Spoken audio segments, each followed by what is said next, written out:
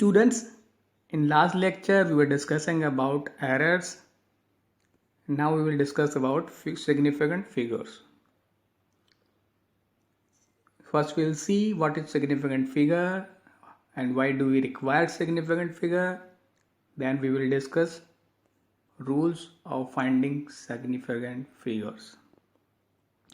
देखिए, जब हम कोई भी मेजरमेंट कर रहे होते हैं तो उस जब भी कोई भी क्वांटिटी, फिजिकल क्वांटिटी हम मेज़र कर रहे होते हैं तो उसमें कुछ ना कुछ एरर तो होती है. अगर वो वैल्यू हमारी मेजर्ड है, हमने मेज़र की है, तो वो उसमें मेज़रमेंट में हमेशा कुछ ना कुछ एरर होती ही होती है. बिकॉज अगर हम उसकी डेप्थ में जाएंगे, अब आपने कोई भी क्वांटिटी कितने भी अच्छे तरीके से मेजर करी हो या कितने भी अच्छे इंस्ट्रूमेंट से मेजर करी हो, बट उसकी डेप्थ में जाएंगे एटॉमिक लेवल पे या उससे भी एटॉमिक लेवल पे भी जाएंगे तो वहाँ पे certain amount of error we will found. Okay, thus the result of any measurement should be reported in a way that indicate the precision of the measurement. तो हम जो मेज़र करें कोई भी क्वांटिटी, फिजिकल क्वांटिटी, तो जब उसको report करें, यानी कि जब उसको लिखें, उसका रिजल्ट लिखें, तो उसमें कितना प्रिसीजन है उसको वो एग्जैक्टली इंडिकेट करें. इसके लिए हमें फिजिकल क्वांटिटी की रिक्वायरमेंट होती है.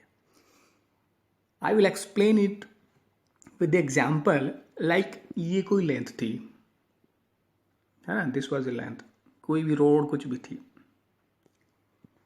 अब मैंने इसकी लेंथ मेजर की with my scale which we use in your drawing box. उसी स्केल से मैंने इसकी लेंथ मेजर की, विच कम्स 4.0 सेंटीमीटर. ठीक है. अब एक दूसरे कोई अच्छे, जिसका रेजोल्यूशन बहुत अच्छा था, रेजोल्यूशन मतलब जितना मिनिमम जो उसकी वैल्यू थी, जैसे हमारा स्केल होता है वो 1 mm तक मेजर कर सकता है. दूसरे किसी अच्छे इंस्ट्रूमेंट से मैंने उसको मेजर किया तो उसने इसकी इसकी क्वांटिटी बताई, यानी कि हमारा जो स्केल था वो डेसिमल के बाद एक फिगर तक मेजर कर पा रहा था, बट उस स्केल से अगर जब हमने मेजर किए तो हमारी वैल्यू डेसिमल के बाद 4 डिजिट तक वो मेजर करता था. ठीक है.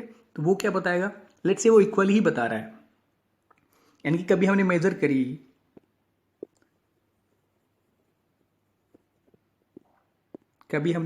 तो ये आई 0.1, ये आई 0.1354, बिकॉज ये डेसिमल के बाद 4 फिगर तक मेजर करता है. ये हमने कभी मेजर करी तो ये अगेन आई है 4.2, तो ये आई 4.2345. सिमिलरली कभी क्या हुआ, हमने जब इसकी लेंथ मेजर की तो ये आई 4.0 सेंटीमीटर.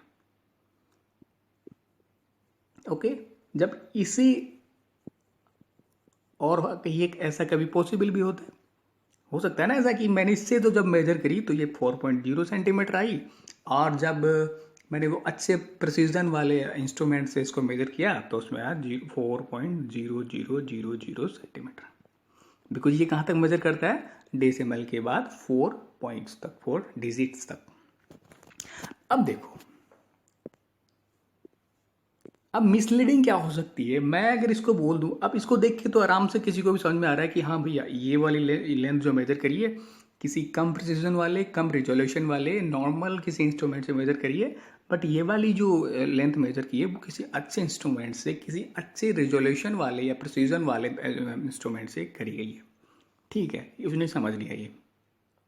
बट अगर मैं इस वैल्यू को जो मैंने मेजर करी अपने सिंपल स्केल से मैं ये बता दूं 4.0000 सेंटीमीटर, तो क्या मैं गलत बोल रहा हूँ? नहीं, मैं तो सही बोल रहा हूँ. लेकिन इसको देख के मैंने मेजर तो क्या करी थी 4.0 सेंटीमीटर, बट लिख क्या रहा हूँ ये, है ना, रिपोर्ट मैं ये कर रहा हूँ कि मेरी वैल्यू ये आ रही है. बट जो इसको चेक कर रहा होगा वो क्या समझेगा कि मैंने बहुत ही अच्छे इंस्ट्रूमेंट से करी है, यानी कि वो मिसलीड हो रहा है ना.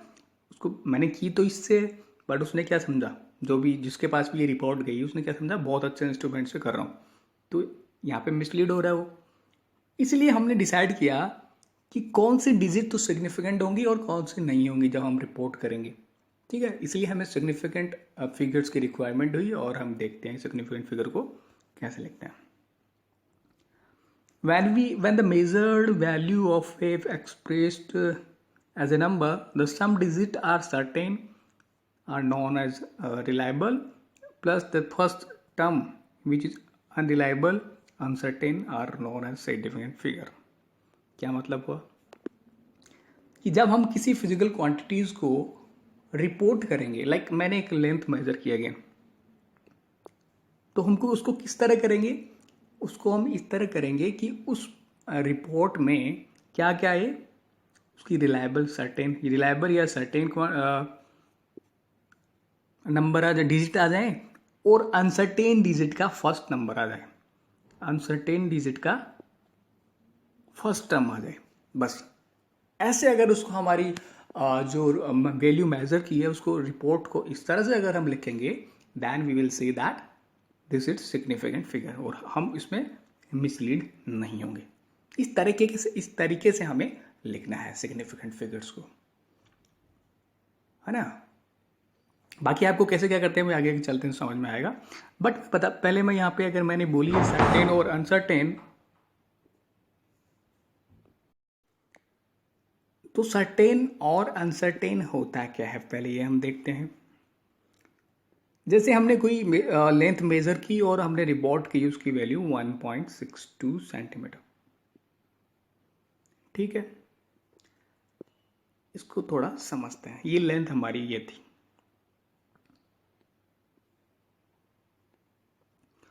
एंड ये हमारा स्केल था,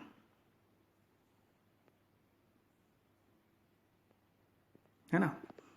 और इसमें इस तरह से कुछ मार्कर्स थे, ये वाला ये आया और उसके बाद ये आ रहा है ना। उसके पहले तो ये तो था, वो मार्क था 1.6 एंड ये वाला मार्क है 1.7। तो हमने जो इससे मेजर की वैल्यू उसको हमने रख दिया, बिकॉज ये उसको हमने अपने अंदाजे से लगा लिया, ये 10 डिवाइड्स में है, या फिर अंदाज़ा नहीं भी लगाया तो हमने लिख दिया भाई ये थोड़ा सा आगे, तो उसको 1.62 लिख देते हैं।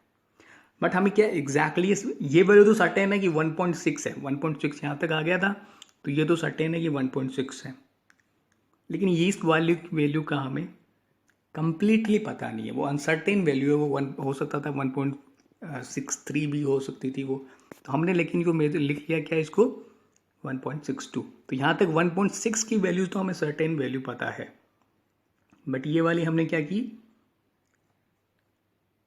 तो ये वैल्यू क्या है यहाँ पे अनसर्टेन। तो यहाँ पे एक एग्जाम्पल लिखना, जैसे एग्जाम्पल लेंगे 1.62, इन दोनों पे लिखना सर्टेन और ये वाली अनसर्टेन, ठीक है। बिकॉज इसके बाद एक या फिर एक एग्जाम्पल और लें हम, जैसे हम किसी डिजिटल मेजरमेंट का कुछ इंस्ट्रूमेंट है जिसपे हम शुगर ले रहे हैं, हम शक्कर ले रहे हैं, सॉरी चीनी ले रहे हैं जाके, सपोज कि ये तो ये वाला इसने बता दिया, अभी ये बता रहा है 2.867 kg। अब हमने चीनी के एक दाना डाला, इसमें कुछ नहीं बदला, 2 डाला कुछ नहीं बदला, 3 डाला कुछ नहीं बदला, लेकिन 3-4 डालने के बाद ये वाला बदल गया, 8 हो गया, 7 की जगह 8 हो गया। अब देखो ये इस वाले पॉइंट का हमें पता नहीं होता है कि कब बदलेगा, तो ये अनसर्टेन है, यानी कि 3 डाला 4 डाला हमें क्यों, बिकॉज इसके बाद की वैल्यूज कैसे चेंज हो रही है ये हमें नहीं पता है ना। वो इंस्ट्रूमेंट कैसे कर रहा है, हमें शो तो इतना ही कर रहा है, जैसे ये 1 2 ऐसे बदल रहा है या फिर 2 4 6 ऐसे बदल रहा है, हमें इतना ही पता है। तो ये तो सर्टेन है कि 2.86 तो हमें वैल्यू मिल गई, बट 7 वाली वैल्यू कैसे चेंज होगी, कब चेंज होगी, ये हमें नहीं पता, बिकॉज हमें शो तो इतना ही कर रहा है ये। समझ रहे हो कि नहीं समझ रहे हो। तो ये वाली वैल्यू जो होती है, जो लास्ट वाली वैल्यू है, वो क्या है, अनसर्टेन वैल्यू है। तो सिग्निफिकेंट फिगर को हम जब इस तरह से हम लिखेंगे। अब रूल्स देखते हैं सिग्निफिकेंट फिगर के। है ना कि किसी हमने कुछ अब लिख दिया 6.234, इसमें कितने सिग्निफिकेंट फिगर हैं ये वाला कैसे डिसाइड करेंगे ये देखते हैं। फर्स्ट रूल है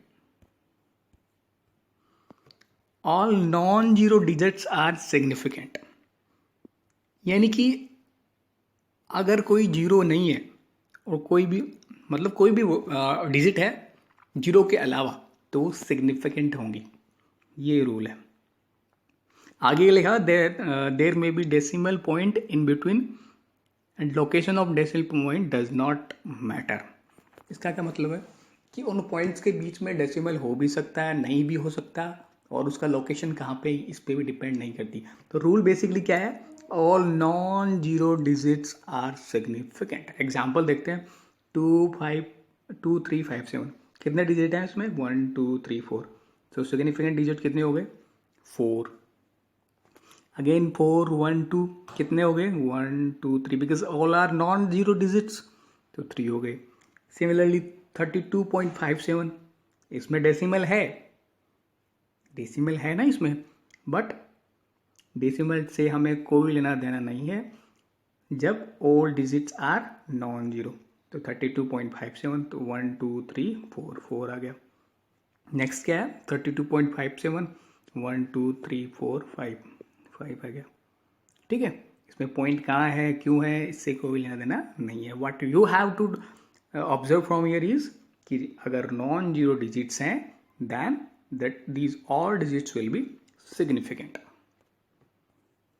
सेकेंड रूल जीरो, मैंने नॉन जीरो की बात कर ली, जीरो की क्या बात करेंगे, zero between all zero between two non zero digits are significant. यानी कि जीरोज अगर किसी भी तरीके से है, again location of decimal doesn't matter, location decimal कहाँ पे है क्यों पे उस पर डिपेंड नहीं करेगा। लाइक 2307 है तो इसमें जीरो बीच में आ गया। अभी हमने पहला रूल क्या पढ़ा था कि नॉन जीरो, तो ये नॉन जीरो तो है ही सिग्निफिकेंट उस फर्स्ट रूल से।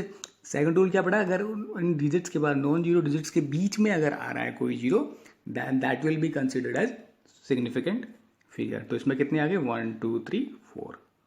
अगेन इसमें पॉइंट भी आ गया, बट फर्स्ट रूल में क्या पढ़ा था हमने कि जो भी ये सारी वैल्यूज नॉन जीरो है वो क्या होती हैं, कहीं पे भी डेसिमल आए और नहीं आए वो क्या होती हैं सिग्निफिकेंट। और अब सेकेंड रूल क्या आ गया, सिग्निफिकेंट वैल्यूज यानी कि जो नॉन जीरो वैल्यूज हैं उनके बीच में अगर जीरो आता है that will also be consider at significant. तो कितने हो गए 1, 2, 3, 4, 5। सिमिलरली ये एग्जाम्पल है। थर्ड रूल आता है if the number is without decimal, यानी कि नंबर में कोई डेसिमल नहीं है, पॉइंट नहीं है, देन द टर्मिनल और ट्रेलिंग जीरो, ट्रेलिंग जीरो बोलते किसे हैं जो लास्ट में होते हैं, तो trailing zero are not significant. इसको ध्यान से देखें, अगर नंबर में कोई डेसिमल नहीं है तो पहला रूल क्या पढ़ा, अगर नॉन जीरो डिजिट्स हैं तो वो क्या होगी सिग्निफिकेंट। दूसरा रूल क्या पढ़ा, अगर दो नॉन जीरो डिजिट्स के बीच में यानी कि सिग्निफिकेंट डिजिट्स के बीच में अगर जीरो है तो वो that will be considered significant. यहाँ पे क्या पढ़ रहे हैं, अगर किसी नंबर में डेसिमल्स नहीं हैं और उसके ट्रेलिंग जीरोस हैं, ट्रेलिंग यानी कि खत्म होने वाले पॉइंट पे जीरो है, एंड पे जीरो है, 1 हो 2 हो या जैसे 320 है, इसमें कितना होगा 2 सिग्निफिकेंट। यहाँ पे कितने हैं 3, 1, 2, 3, 4 यानी कि जो एंडिंग जीरोज हैं अगर वो डेसिमल बीच में नहीं है, डेसिमल्स में है ही नहीं, तो these will be consider as, the zero will be consider as non significant. अगर डेसिमल हो, थर्ड रूल पढ़ लिया, डेसिमल नहीं हो, अगर डेसिमल हो नंबर में तो जब ये ट्रेलिंग जीरो है वो will be consider as significant figure. तो इसमें कितने होगी 2.700 में 1, 2, 3, 4 बिकॉज इस पर डेसिमल है, इसमें डेसिमल नहीं है, और सॉरी इसमें डेसिमल है, तो 1, 2, 3 आगे समझ 4 रूल। फिफ्थ रूल आते हैं। अब देखो ये जो बात करी हमने वो जिसमें सारे नंबर थे वो एक से बड़े थे, 2.3 पॉइंट मतलब बड़े हैं एक से, 2350 ये बड़ा है, 4345 ये भी बड़ा है, 32.00 ये भी बड़ा है, 23 सब बड़े हैं इसमें, है ना। अब अगर जीरो एक से छोटी वैल्यू हो यानी कि 0 पॉइंट कुछ हो, एक से छोटी का क्या मतलब है 0 पॉइंट कुछ हो, तो उसमें क्या होगा इसमें केवल बाकी रूल पहले के जैसे देखने, बस एक सिंपल रूल ये देख लो कि जब तक नॉन जीरो डिजिट ना आ जाए, यहाँ से चले गए, यहाँ से नॉन डिजिट यहाँ तक है, उससे पहले की सारी डिजिट वो है वो not consider as significant figure.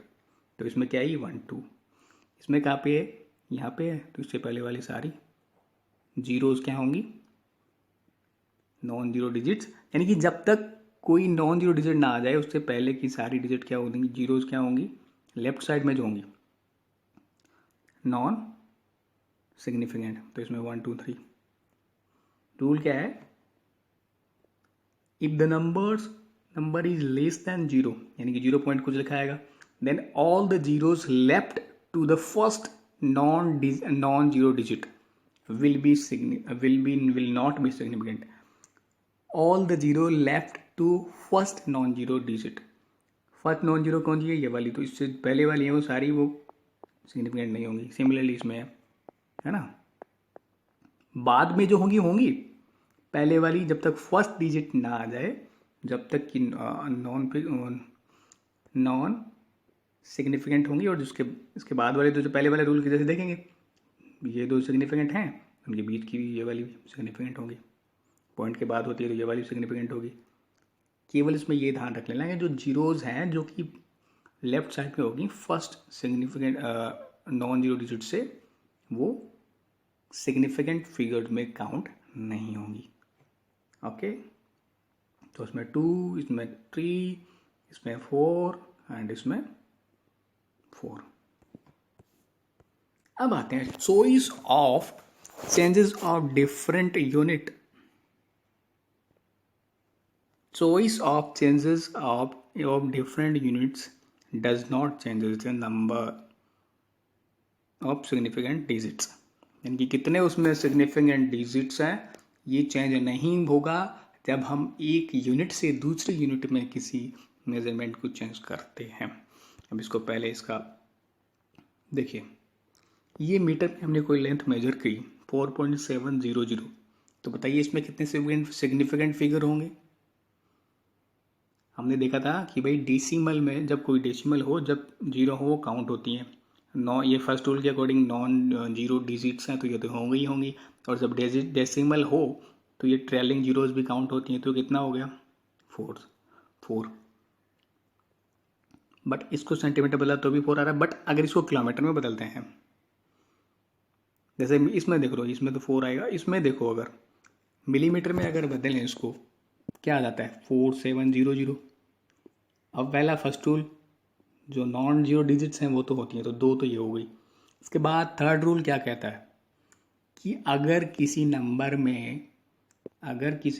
में जाके देखो बच्चे, अगर किसी नंबर में डेसिमल नहीं है and there are trailing zeros, then there will not be considered as significant figure. So according that तो इसमें कितने होने चाहिए, 2। तो हम कौन सा चूज करें भाई, हमने चेंज कर दी, हमें ज़रूरत पड़ी, लेकिन कौन सा सिग्निफिकेंट फिगर, हम ये वाला माने कि ये वाला माने कि कौन सा माने। तो इसके लिए पहली बात तो ये है, only originally measured quantity will be indicate the correct number of significant figure. यानी कि जो मेजर हमने क्या किसमें की थी, मीटर में, तो यही करेक्टली मेजर इंडिकेट करेगी कि how much significant figures are there in this measurement. But in सब चीज़ को अवॉइड करने के लिए हम क्या करेंगे कि जो हमारी जो चेंजेस कर रहे हैं, है ना, कोई भी मेजर वैल्यू हम जब मेज़र करेंगे उसको हम साइंटिफिक मेथड में लिखेंगे।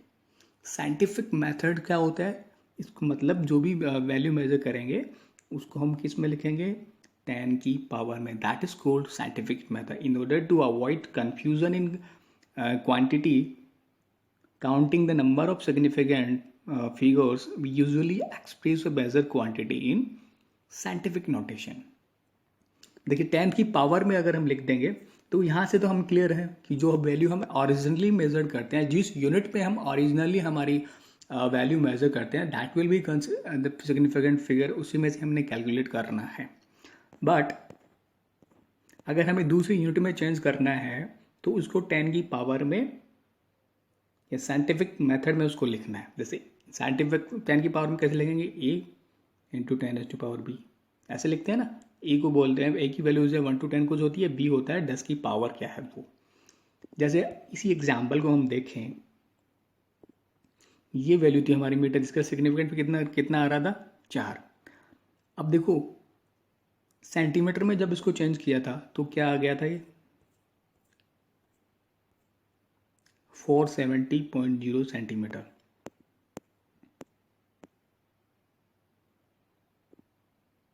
तो इस वैल्यू को तो ऐसे कैसे रहने दो, 470.0 सेंटीमीटर ये आया था। तो इसको इस तरह से भी लिख सकते हैं। ये पता होगा ना कैसे पावर कैसे चेंजेस होती है, मैंने पहले ही बताया एग्जाम्पल में, ये तो पता है, ये नॉर्मल मैथ कन्वर्ट। जैसे एक बार वो बता देता हूँ, देखिए 1 मीटर में कितने होते हैं, 100 सेंटीमीटर है ना। तो अगर मीटर को सेंटीमीटर में बदले में तो कितना क्या हो जाएगा, ये पॉइंट है, अगर 100 से हम मल्टीप्लाई करेंगे तो कितना चला जाएगा आगे, 2 पॉइंट आगे चला जाएगा, तो 270.0 ये वाला आ गया। ओके, अब इसको क्या बदलना है, अब हमें बदलना है तो क्या करेंगे भाई, हमारी वैल्यू आ गई सेंटीमीटर में, बट जब हम इसको साइंटिफिक मेथड में लिखेंगे तो क्या लिखेंगे, 470 को हम वो ही लिख देते हैं वापस। अगर हमें इसमें चेंज करके, अगर हमें देखना है कि इसमें किसी ने दूसरी यूनिट में चेंज करके देखना है कि इसमें कितने सिग्निफिकेंट फिगर्स है, तो हमने ये तो सेम रखना है। जो भी हमारी जो वैल्यू चेंज हुई है उसको हम वापस 10 की पावर में रख देते हैं।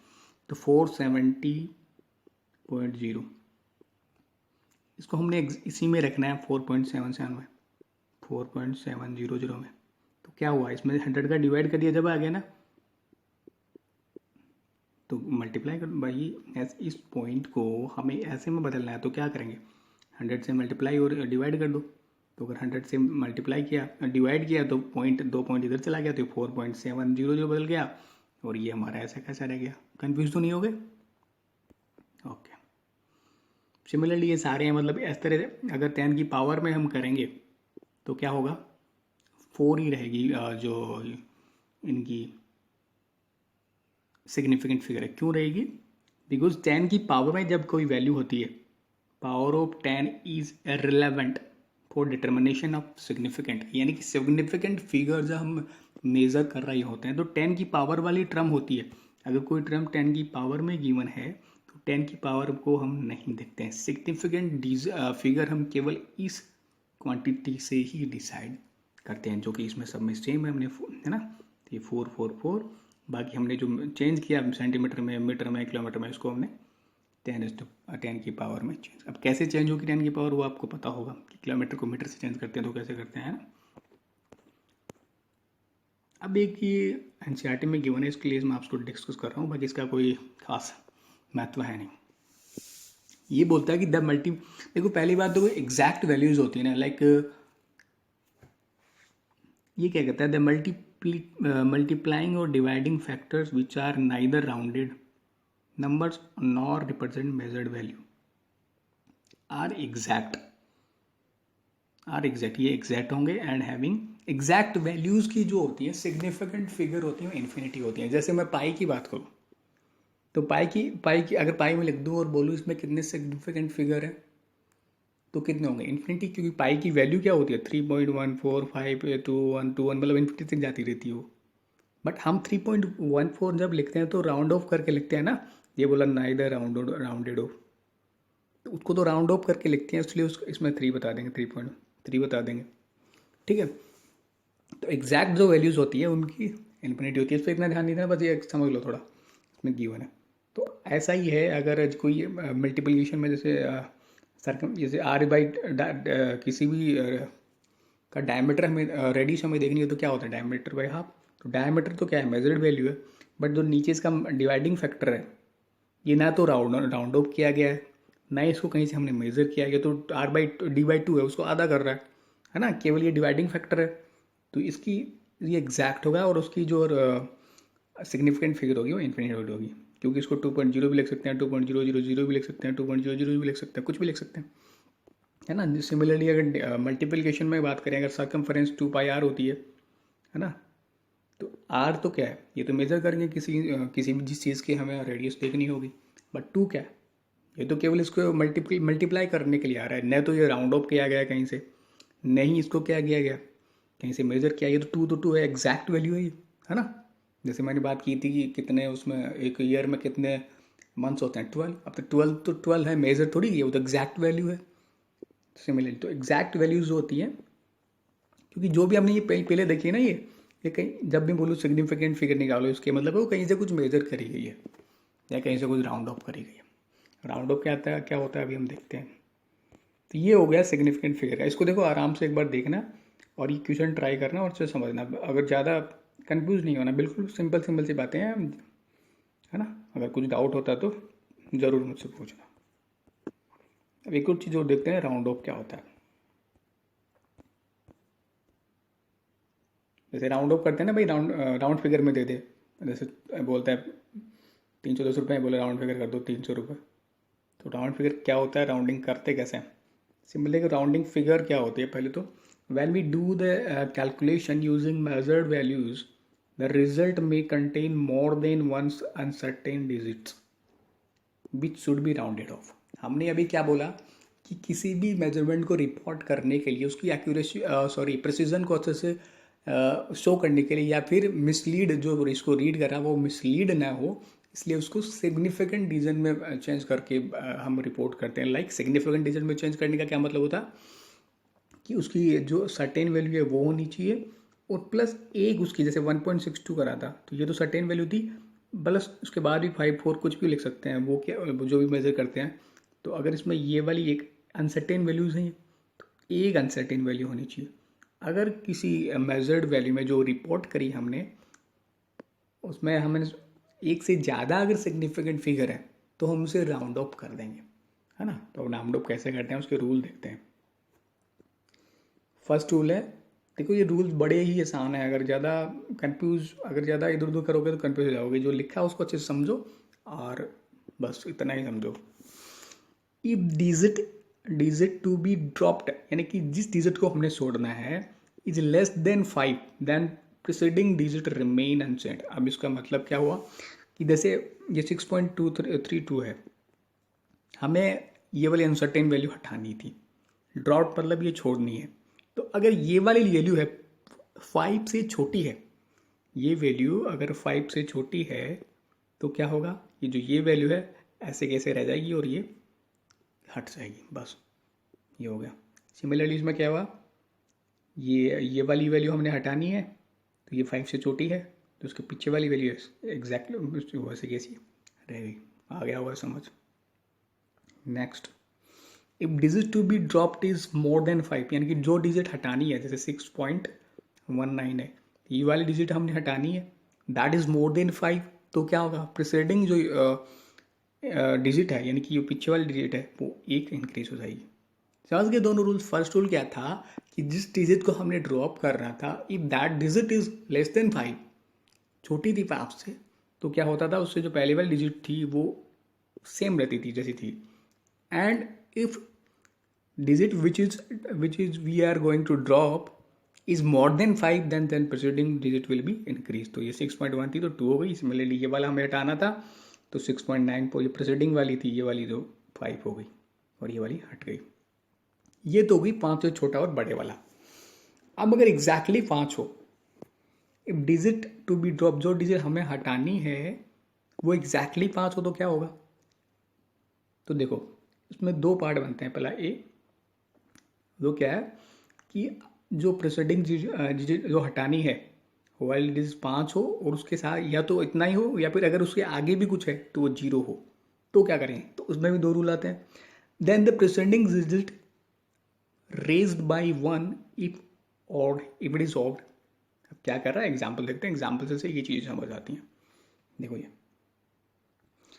जब इक्वल 5 हो, जो डिजिट हटानी थी, उसमें ए और बी दो चीज़ें हैं। कौन कौन सी।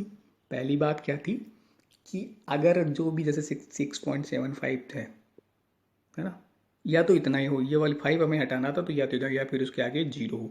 बी क्या है, बी वाला क्या आएगा कि 6.75 है, उसके आगे 0 के अलावा कुछ हो, जैसे या तो खुद है या फिर 0 है। तो ये देखो या तो 0 है या खुद है, या तो खुद का खुद रह गया या फिर इसके आगे 0 है। इसमें तो ये होगा। अब पहले वाले पार्ट में भी दो पार्ट है। अगर वो 5 ही है और उसके आगे या फिर 0 है, उस कंडीशन में क्या होगा उस कंडीशन में अगर ये पहले वाला देखेंगे, अगर ये ओड है तो ये एक इंक्रीज हो जाएगी। प्रेसिडिंग जो डिजिट थी अगर वो ओड थी इस कंडीशन में तो 1 इंक्रीज हो जाती है। देखो दोनों में एक ही चीज़ है ना, 0 था। इफ इट इज़ इवन तो 6.850 जीरो हो या खुद वही हो 5 ही हो, 5 से आगे कुछ नहीं हो, तो अगर ये ओड इवन है तो वही रह जाती है, वो इंक्रीज नहीं होती। देखो यहाँ से 7 से 8 हो गई, बट यहाँ से 8 to 8 है। अब देखते हैं if 5 is further followed by a non zero digit, यानी कि 3, ये 5 वाला हमें हटाना था, है ना, पॉइंट के एक डिजिट तक ही हमें वैल्यू रखनी थी, 5 वाला हमें हटाना था, लेकिन 5 के आगे 4 है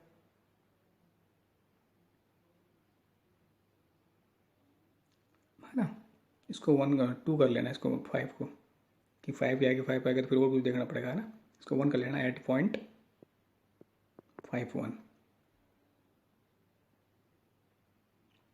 ये 5 हमें हटाना था, सॉरी 14.350, तो 5 के आगे और आ गया, तो क्या होगा, जो प्रेसिडिंग है